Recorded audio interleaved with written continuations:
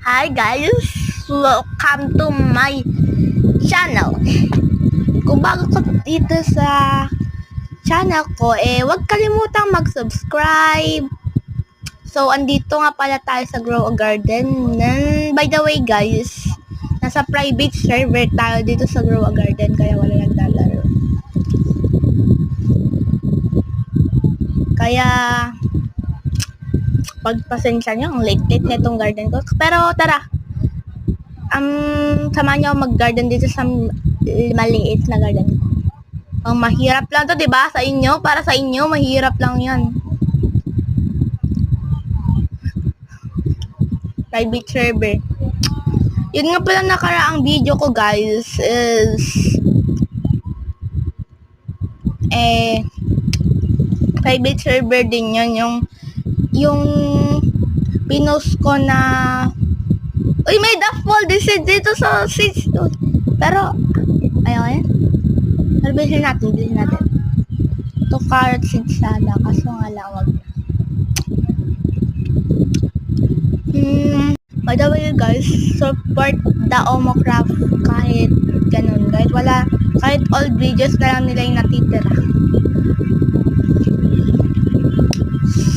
Wow, pangit!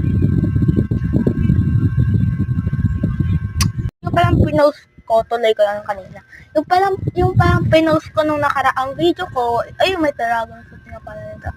Yung pinost ko din sa yung nakaraang video ko is nasa private server din kami noon. Yung mareklamong babae, spread ko rin yun, pero di ko siya kilala. At kung di ko rin alam kung taga saan sila.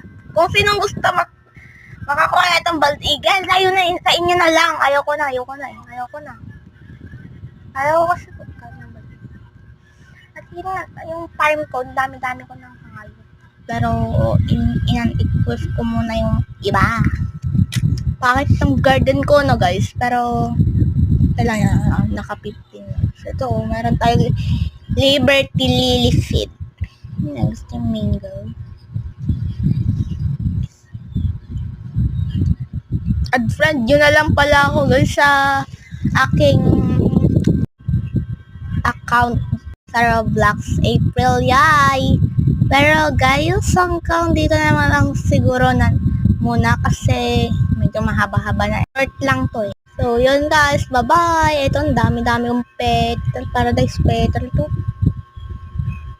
Yes, hindi ko na. So yun guys, bye! Bye-bye!